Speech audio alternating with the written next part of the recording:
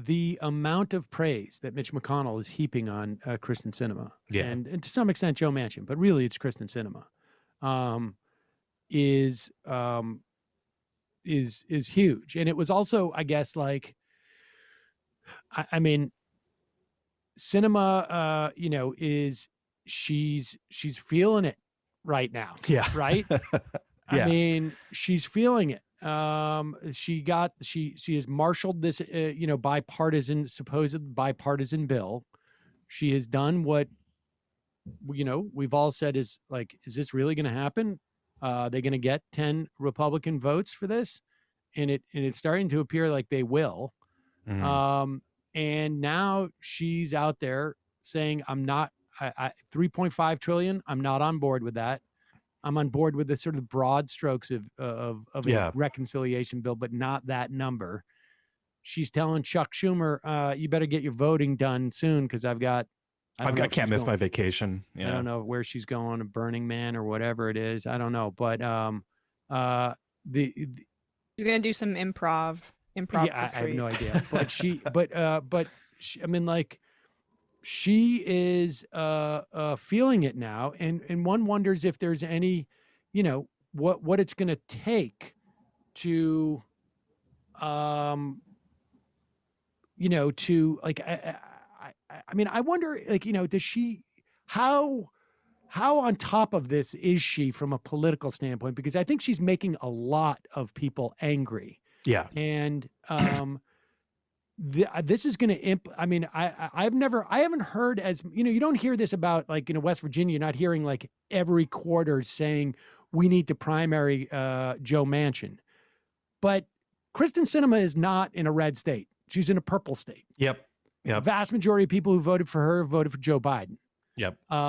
There are a lot of apparently good candidates to primary her. I've heard stuff out of Arizona, like nobody thought she could actually win in the primary, and nobody took her seriously when it came to the Senate race, and then she won. Yeah. And so people had to line up behind her. But I get the feeling that there's a lot of donors who are going to abandon her if she sinks this bill. Oh yeah. I mean, I think that she's, and we can all debate about her, sincerity or whatever, but she's operating from a sort of mid 2000s Senate moderate playbook, where the goal here was to get the photo op flanked by Republican senators. Like, look, I'm out here right in front getting a bipartisan deal done, and win praise for deal making. But yeah, I mean, the way elections work now is you turn out the people on your side, and she's been alienating them in Arizona. It's not a situation where there's no realistic path to her getting a ton of Republicans to vote for her, I don't think, once that she's running against an actual living Republican in Arizona.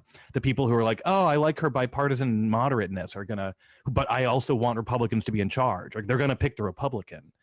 Right. And I don't know. I wonder, she's years away from facing voters too. So I don't know. Like, it's hard to say what she wants out of this besides winning that praise and being the fulcrum of negotiations. I mean, look at this. I mean, Bradley, if you could pull this up, look at this photo op from her. I mean, this is a bit of an aesthetic point, but she's like, that's Portman, right?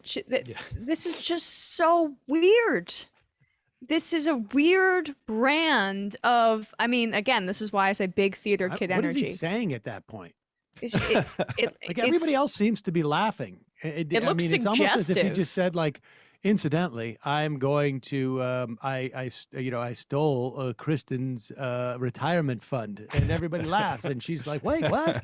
Wait, please, sir, I want some more. I mean, it's just a weird, like, I read this great profile on her in oh, that's good, Bradley. I read this great profile on her in Mother Jones, and her background as a Green Party activist, and kind of like how it seems like the only driving principle that she has is being an iconoclast. Yeah. And there are quotes from her in the newspaper in 2003 about what's Joe Lieberman even running on? Why does he run as a Democrat who wants to appeal to Republicans? And it's like, lady, this is her whole brand now. I'm not sure exactly what she's doing, because I think you guys are right. This is not ringing true. That weird pose, that kind of theatrical, performative stuff, it's not going to resonate, because it's certainly repulsive to me. I can't imagine it's resonating with people. Well, also, look, she's also got, and she developed it very quickly, but she's got advanced Senate brain, right? And Senate brain means the goal of what you were doing in the Senate is to get that photo and then to pass a bipartisan bill. And if that means you delay something for months and months as it gets less and less popular and people argue more and more over the details of it, and like people start to hate whatever this thing you're arguing about more and more, that's the object, is like prolonged negotiations. And then at the end of it, this is just about like the least popular thing a politician can do, is when Chuck Schumer is like, well, we're going to have to work hard this summer. You say, no, I'm not missing my vacation. Yeah. That's just not a popular thing to say public or to have reported about you. And to be clear, like, she does not have the option. I mean, I guess she could switch to the Republican Party now, but that would be the end of her career. It she would does be, not. Right. She is not. She does not have the Joe Lieberman option of running as a Connecticut for Joe Lieberman candidate, because Joe Lieberman had an extended. I mean, Lieberman was in politics for a long time. I went to college in Connecticut in 1980s, and Joe Lieberman was on the TV as the Attorney General, taking credit for the toll booths being removed in Connecticut. I mean, this guy had a very long history in Connecticut politics. She does not have that kind of base. She doesn't have many options, and I can understand like what she thought she was doing for her brand to do the bipartisan infrastructure bill, and we should be clear on that. That bill is not a bad bill. It's woefully insufficient. Right. But if you combine it with the $3.5 trillion reconciliation bill, all good. Yeah. The privatizing elements of that, which we had talked about on this program, there was a public-private partnerships, went from like billions of dollars down to like 100 million or something like that. Just completely nominal and largely irrelevant. The pay-fors are also sort of like weird, Senate fiction stuff, like where they're it's just gimmicks and exactly. It's all just sort of like accounting stuff and shifting money around. It's nothing terribly problematic at all.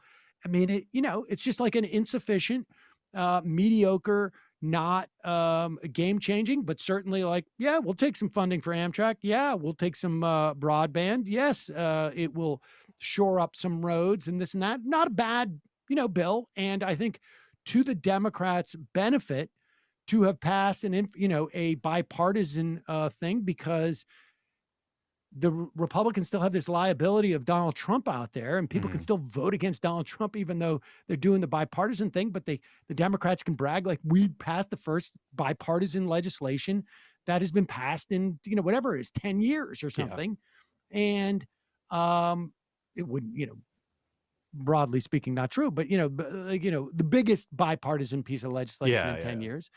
And what I don't understand is, unless it's going to be like she's just like, what the rationale is for her other than to get more attention and be star of the day, to come out against the reconciliation bill, or at least, maybe one thing if she comes in, she's like, I want it to be $3.4 trillion. Well, right. So then this is the question. So there's two scenarios here. And one is, again, going to the idea of just pure Senate brain, the idea that you got to take the number and you got to bring the number to an arbitrary amount down. Like that's classic Senate negotiation. Here's a number. I arbitrarily want it to be a little bit smaller, and then I'm fine with it. But then the other thing is holding out the possibility that she can scotch the bill in order to remove some potential part of it that she won't admit is actually the thing she's against, right? Like if they try to include something that she doesn't want to openly say she opposes, like this is the threat she can use to try to get it out of there. Folks, there's more of what you've just saw where that came from. That's if you hit the subscribe and like button. Thank you. Really, thank you.